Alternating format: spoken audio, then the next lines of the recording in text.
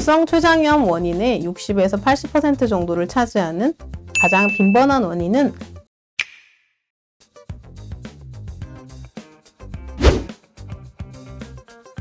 반갑습니다. 내과 전문의 이송주입니다.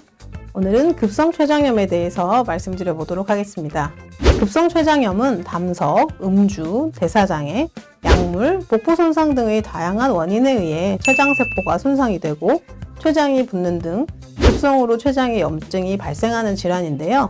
출혈이 생길 수도 있고 심할 경우 전신의 염증 반응, 다발성 장기 부전까지 유발할 수 있어서 진단이 늦어지면 무서운 합병증을 유발할 수 있습니다. 급성 췌장염 원인의 60에서 80% 정도를 차지하는 가장 빈번한 원인은 담석과 알코올, 즉 술입니다.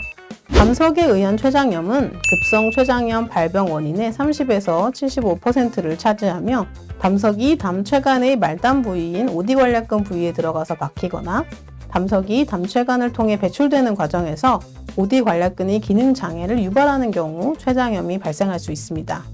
술은 급성 췌장염 발병 원인의 30에서 60%를 차지하며 만성 음주자는 급성 췌장염뿐만 아니라 췌장에 석회화가 생기면서 췌장 기능이 떨어지는 만성 췌장염도 발생할 수 있습니다. 그의 발병 원인으로는 수술이나 내시경적 역행성 담췌관 조영술이라고 하는 ERCP 이런 시술을 받은 후에 혹은 고중성 지방혈증, 복압상선 기능 항진증과 고칼슘 혈증, 기생충이나 바이러스에 의한 감염, 외상 및 종양, 약재 등이 있습니다. 가장 대표적인 증상은 복통인데요. 그 정도는 경미한 통증에서부터 참을 수 없을 정도의 극심한 통증에 이르기까지 다양하게 나타납니다.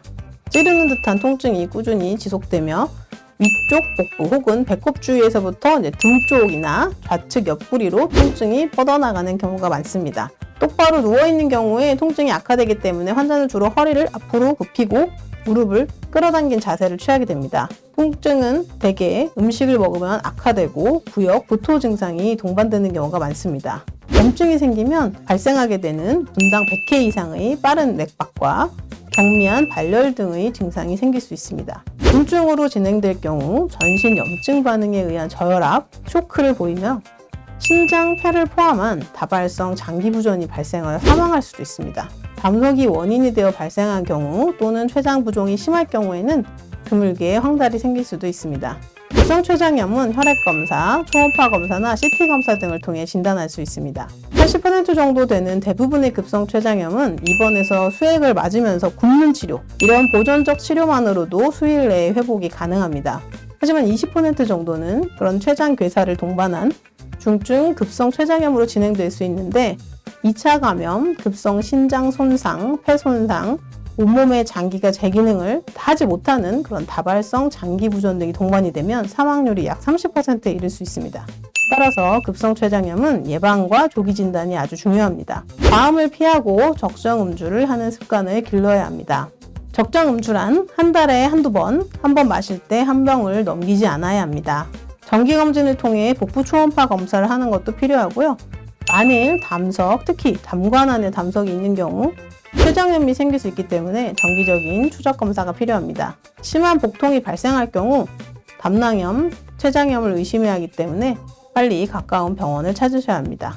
흡연 또한 급성 췌장염과 만성 췌장염에 좋지 않은 영향을 미치기 때문에 금연을 하시고 기름기가 많은 음식 역시 피해야 합니다.